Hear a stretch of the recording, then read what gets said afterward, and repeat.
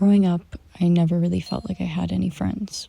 In fact, my best friend was a cat that wasn't even mine. His owners lived in an apartment, so he was always outside, lying down under some car. Whenever I felt like I needed to talk to someone, I would make my way to his street, kneel down onto the ground, and locate which car he was underneath that day.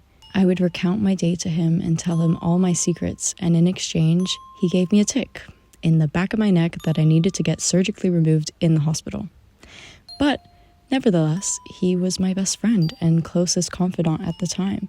Although I appreciated our mostly one-sided friendship, I longed for a human best friend. So much so that I became obsessed with this idea of a best friend. I mean, it was in every show and movie at the time, just two best friends against the world. And that's what I wanted. Someone I could tell all my secrets to, who wouldn't just meow and ask for scratches in return, but someone who would feel comfortable enough to share all their secrets with me too.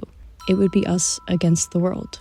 When I was around 12, I grew closer and closer to this friend I had, and we began calling each other best friends. My dream had come true, until she mentioned her other best friend, and then another, and another. Turns out I was one of about 6 best friends, which is totally normal, but at the time, I felt cheated. Suddenly, I wasn't so special anymore, so I decided to put an end to our best friendship and continue my quest to find a best friend. And find one I did. She was someone I admired for years prior, secretly hoping we would one day become friends, but I never would have imagined us being so close for so long, and I ended it, triggering the peak of my depression in school. I could tell she was purposely distancing herself from me, and so I thought it would be best to end the friendship myself before she could. I thought I was saving myself from getting hurt. Instead, I just never learned why this shift in our friendship occurred, although I do have some ideas. But now I was back to square one, alone, again, naturally. After this, I grew more accustomed to ending friendships. I used to always say that the second someone would hurt me, there would be no point in keeping them in my life.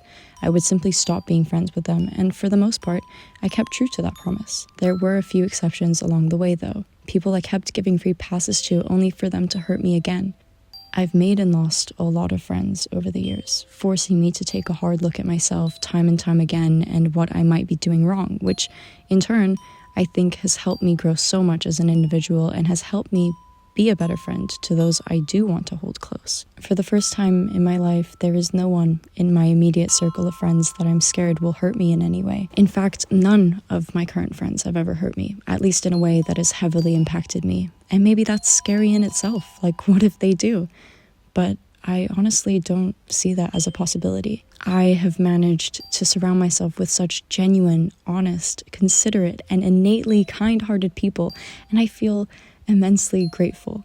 They have never made me feel bad about myself, but the opposite. And I think being surrounded with such people has also contributed to my own growth. At the end of the day, if you have to question why you're friends with someone or what you like about them, then what's the point? If there's anyone in your life that puts you down in any way, whether it is their intention or not, hell, even if it's me, I urge you to end it. People can be horrible. But when you find the right ones for you that bring nothing but positive emotions to you and your life, you gain this sense of serenity, the calm after the storm. And it allows for you to focus your energy on other matters because you've got this one sorted.